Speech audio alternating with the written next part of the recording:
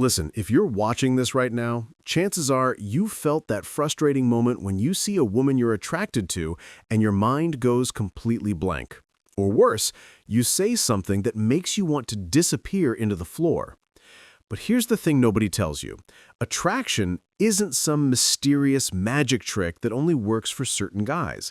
It's actually rooted in biology, psychology, and behaviors you can genuinely learn. And before you click away thinking this is another one of those pickup artist nonsense videos, let me be clear. We're talking about real science here. Studies from evolutionary psychology, neuroscience, and behavioral research that explain what actually happens in someone's brain when they feel attracted to another person. No manipulation, no tricks, just understanding how human connection actually works. So let's start with something that might surprise you. Attraction happens in the first 7 seconds of meeting someone. Yeah, 7 seconds. That's not even enough time to tell a decent joke. But in those 7 seconds, her brain is making rapid-fire assessments based on everything from your posture to how you smell. And yes, we're going to talk about all of it. The first thing you need to understand is that confidence isn't what you think it is. Most guys hear, "be confident," and they think it means walking around like you own the place or never showing any vulnerability. Wrong. Neuroscience research shows that genuine confidence actually comes from something called self-assuredness, which is totally different from arrogance. It's the quiet knowledge that you're okay with who you are, flaws included. Here's what's happening in her brain when she meets a confident guy. Her amygdala, the part that processes emotional responses, is constantly scanning for threat versus safety. A guy who's genuinely comfortable in his own skin sends safety signals. A guy who's overcompensating or trying too hard, her brain picks up on that incongruity immediately, and it registers as inauthentic, which triggers mild alarm bells. Now let's talk about body language, because this is where most guys completely sabotage themselves without even knowing it. Research from UCLA found that up to 93% of communication effectiveness is determined by nonverbal cues. That means the words coming out of your mouth are only 7% of the message you're sending. Wild, right? When you're talking to a woman you're attracted to, your body is having an entire conversation she's reading subconsciously. Crossed arms, you're closed off or defensive. Hunched shoulders, low status and insecurity. Fidgeting or looking around constantly, anxious and unreliable. But here's the good news. You can retrain these habits once you're aware of them. The power pose research, while controversial in some circles, does point to something real. How you hold your body affects your hormonal balance. Standing with an open posture for just 2 minutes can increase testosterone and decrease cortisol. That's the confidence hormone going up and the stress hormone going down. So before you go into any social situation, literally spend 2 minutes standing like a superhero in the bathroom. Yeah, it sounds ridiculous, but the biochemistry doesn't lie. Eye contact is another game changer that most guys either overdo or completely avoid. There's actual research on the optimal amount of eye contact, and it's about 60 to 70% of the conversation. Too much, and you seem intense or aggressive. Too little, and you seem disinterested or shifty. The sweet spot is looking at her while she's talking, occasionally glancing away when you're thinking, then returning your gaze. But here's something fascinating. A study from the University of Massachusetts found that when two people hold eye contact for exactly 4 seconds longer than normal, it creates a measurable increase in attraction and connection. It's like you're saying, "I see you," without using words. That slight extension of eye contact triggers the release of phenylethylamine, the same chemical that floods your brain when you're falling in love. Let's move on to something most guys don't think about: vocal tonality. Women are incredibly attuned to the human voice because evolutionarily, vocal cues provided information about genetic fitness and emotional state. A study in the journal Evolution in Human Behavior found that women rated men with deeper voices as more attractive, particularly during their fertile phase of their menstrual cycle. But before you start practicing your Batman impression, it's not just about depth, it's about resonance, pacing, and variation. A monotone voice, regardless of pitch, signals boredom and low energy. Speaking too fast signals anxiety. The most attractive vocal pattern is one that varies in pace and emphasis, with strategic pauses that create anticipation. Think about how a great storyteller talks. They pull you in with rhythm. Humor is absolutely crucial, but not in the way most guys think. You don't need to be a stand-up comedian rattling off jokes constantly. Research from the University of Kansas found that what matters is shared laughter, not whether you're funny. It's about creating moments of levity together, finding the absurdity in situations, being playful. When two people laugh together, their brains release oxytocin, the bonding hormone. The type of humor matters too. Self-deprecating humor in small doses shows you don't take yourself too seriously, which is attractive, but too much and you seem insecure. Observational humor about the situation you're both in creates a sense of us versus the world connection. Sarcasm can work, but it's risky because it can come across as mean or defensive. The safest bet? Be genuinely playful and don't try too hard to be funny. Now let's talk about something controversial, the friend zone.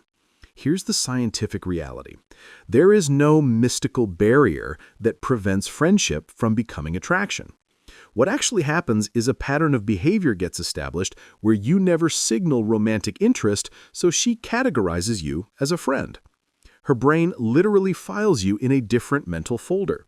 But here's where it gets interesting.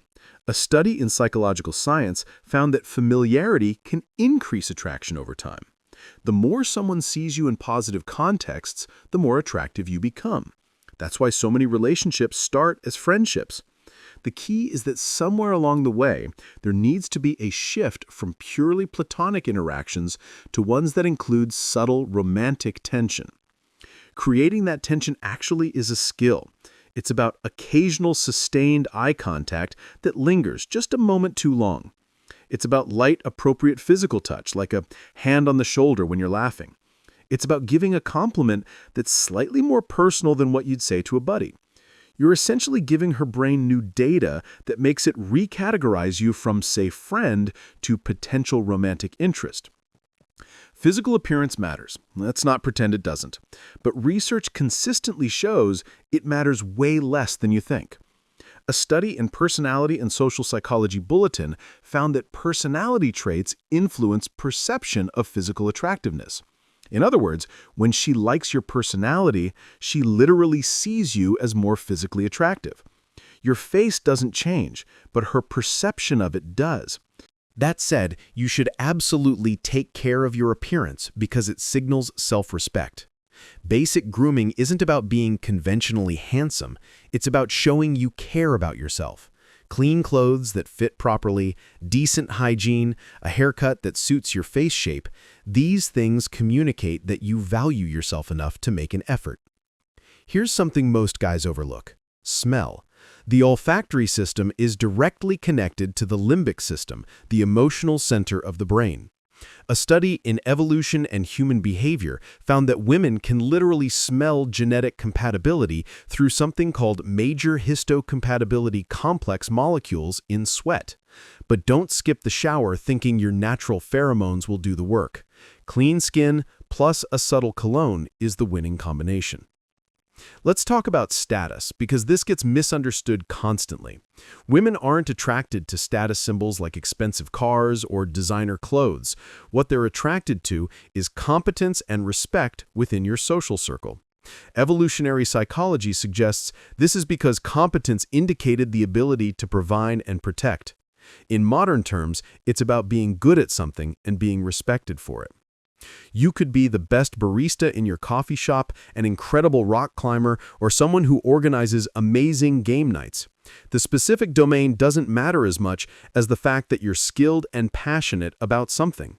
When you talk about your interests with genuine enthusiasm, her brain's reward centers light up because passion is inherently attractive.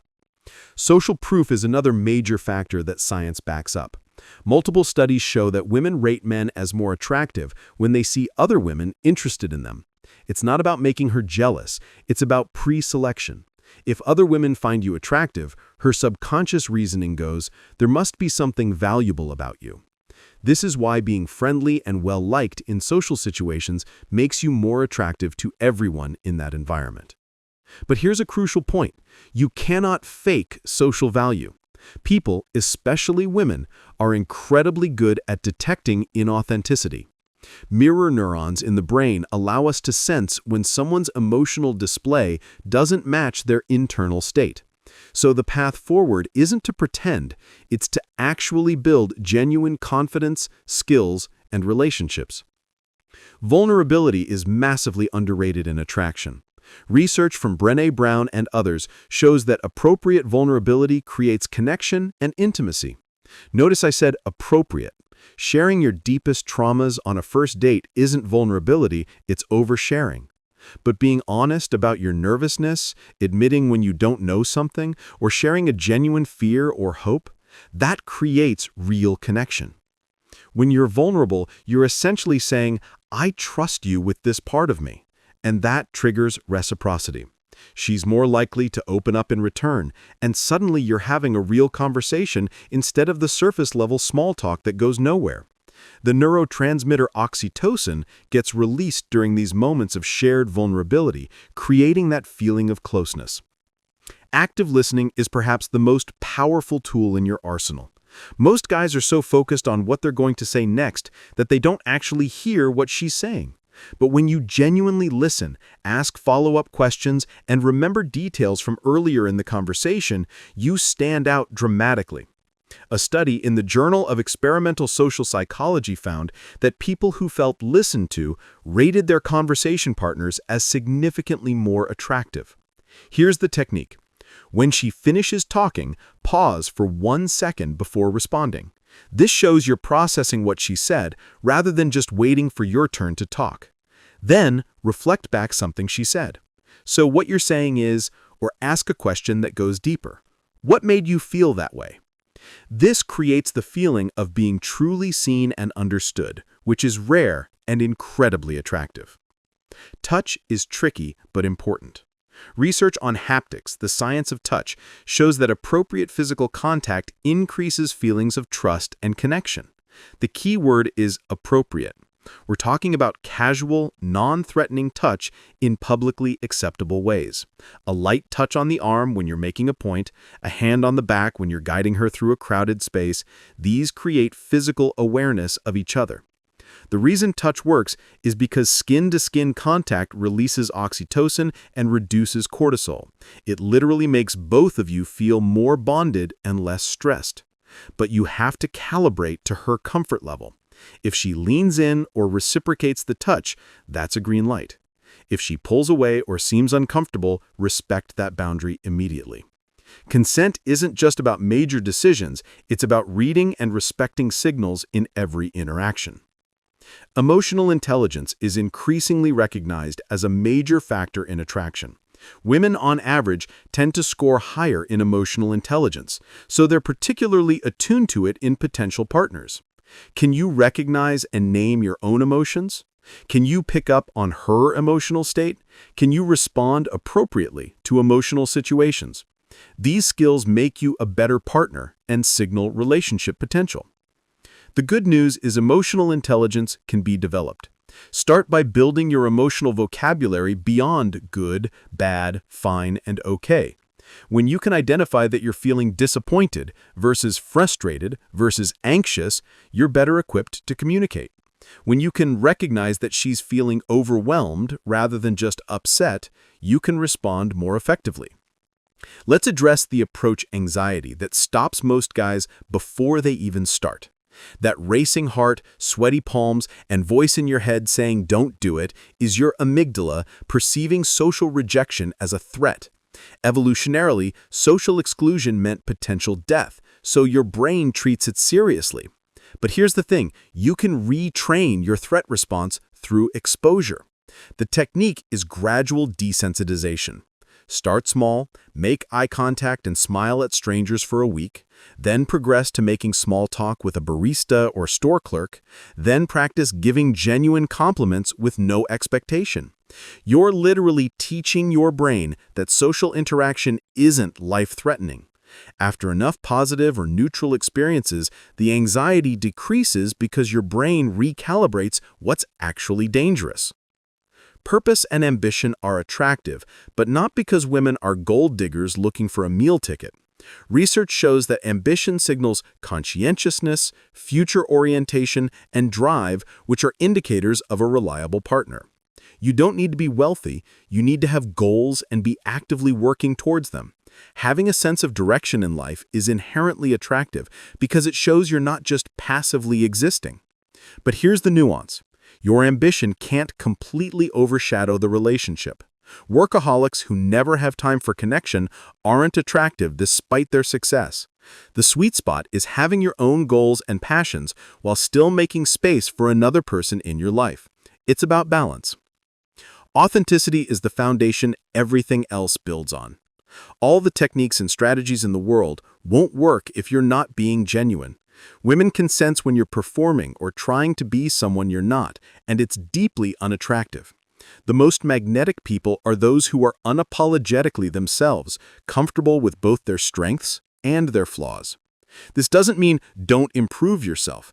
It means improve from a place of self-acceptance rather than self-rejection. You're not fixing something broken, you're developing something already valuable. That mindset shift changes everything about how you show up in interactions. Social skills are just that, skills. They can be learned and improved through practice. If you're naturally introverted or socially awkward, that's not a permanent condition, it's just your current skill level. Every socially effortless person you see either had natural advantages or put in work you didn't see. The good news is you can start improving today. Read books on social dynamics, watch how charismatic people interact, practice in low-stakes environments.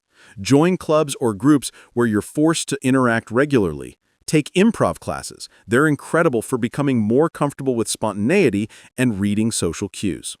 Treat it like learning an instrument. You'll be bad at first, then mediocre, then competent, then good. Common interests matter less than you think. Yes, it's nice to share hobbies, but research on successful relationships shows that shared values matter far more than shared activities. You don't need to love the same movies or music. You need to align on things like how you handle conflict, what you value in life, how you view relationships. Those deep compatibility factors predict long-term success. That said, being curious about her interests is crucial. You don't have to love her favorite band, but you should be interested in why she loves them. Ask questions, show genuine curiosity, maybe even try the thing once. It's not about pretending to like everything she likes. It's about being interested in her inner world. The scarcity mindset kills attraction faster than almost anything. When you act like she's your only option, it comes across as desperate and low value. Desperation raises red flags because it suggests you don't have other options for a reason. Abundance mindset doesn't mean you're dating multiple people simultaneously. It means you genuinely believe that if this doesn't work out, you'll be fine because you're a valuable person with opportunities. This mindset shift happens when you genuinely invest in your own life, when you have fulfilling friendships, engaging hobbies, career goals you're excited about, and a sense of purpose. Any single romantic prospect becomes less high stakes. You're not looking for someone to complete you, you're looking for someone to complement an already full life. Texting and digital communication have their own rules. The research on computer-mediated communication shows that the same principles apply, but they're harder to execute without nonverbal cues. Keep texts relatively brief and purposeful early on. Use text to make plans or share something relevant, not to have deep conversations that are better in person. The question of response time is overanalyzed. Don't play games with waiting arbitrary amounts of time, but also don't be glued to your phone responding instantly to everything. Respond when you naturally see the message and have something to say. The content of your messages matters more than the timing. Be engaging, ask questions, use humor, suggest meeting up. Chemistry is real, but often confused with anxiety. That nervous, excited, can't stop thinking about them feeling isn't always chemistry. Sometimes it's anxious attachment. Real chemistry is when conversation flows effortlessly. You are genuinely interested in what she's saying, physical proximity feels natural, and you're both contributing to the interaction. It's mutual and comfortable, not one-sided and anxiety-inducing. If you find yourself always doing the pursuing, always initiating, always trying to win her over, that's not chemistry, that's you chasing someone who's not equally interested. Real attraction is reciprocal. She should be showing interest back, asking you questions, making time for you, showing excitement about seeing you. If you're not seeing those signs, don't try to convince her, move on. Personal growth is the most attractive quality you can develop because it encompasses everything else. Someone who's committed to becoming a better version of themselves is inherently appealing because they bring that growth mindset to relationships. They're not defensive when receiving feedback, they're curious about their blind spots. They actively work on their flaws. This means therapy isn't a sign of weakness, it's a sign of strength. Reading books on communication, emotional intelligence, and psychology isn't nerdy, it's wise. Working out isn't vanity, it's self-care. Pursuing hobbies isn't selfish, it's self-development. All of these investments in yourself compound over time and make you a better partner. Rejection is data, not a referendum on your worth.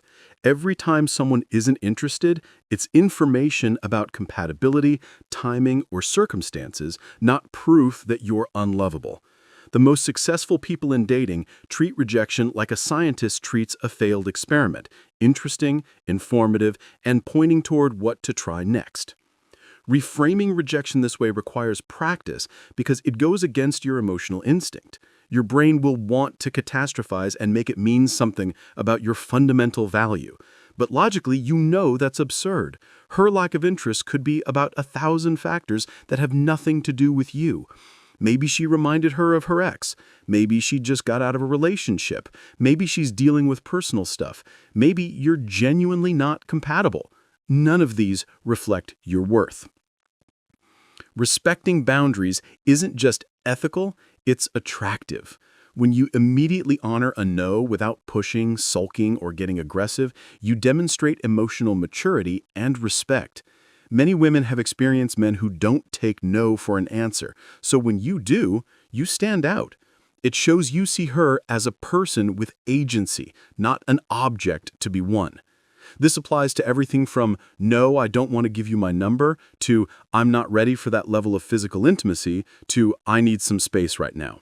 Your response should always be gracious acceptance, not, okay, whatever, with obvious disappointment, but I totally understand, thanks for being honest. That maturity is memorable and sometimes even changes the dynamic in your favor later. Patience is underrated in the age of instant everything. Real connection takes time to develop. You can't rush intimacy, trust, or deep attraction. Some of the best relationships start slowly, building gradually over weeks or months. If you're always trying to accelerate things, you'll come across as pushy or only interested in one thing. Let things unfold naturally. Have multiple dates where you just talk and get to know each other. Build anticipation gradually. Allow the relationship to develop its own rhythm. Not every interaction needs to end with physical escalation. Sometimes the best move is ending the date while you're both having a great time, leaving her wanting more. The paradox of attraction is that the more you need it, the less you get it. When your happiness depends on whether a woman likes you, that neediness is palpable and unattractive. But when you're genuinely happy with your life and you're just open to sharing it with someone, that's when you become magnetic. It's not fair, but that's how human psychology works. So the real work isn't learning pickup lines or mastering text game. The real work is building a life you're genuinely excited about, developing friendships that fulfill you, finding work that engages you, pursuing hobbies that challenge you, taking care of your physical and mental health. When you do that work, attraction becomes a natural byproduct rather than a desperate goal. And look, here's the ultimate truth that might be hard to hear. Not every woman will be attracted to you, and that's okay. You're not trying to attract every woman, you're trying to attract women who are genuinely compatible with who you are. The goal isn't to become some universal version of attractive that appeals to everyone. The goal is to become the most authentic version of yourself and find someone who appreciates that. So, stop consuming content that tells you there's a secret formula or a magic sequence of behaviors that makes attraction happen. Start investing in yourself, developing genuine confidence, practicing social skills, and being patient with the process. The paradox is that when you stop desperately seeking attraction and start building a genuinely attractive life, that's when everything changes. Now, go out there and do the work.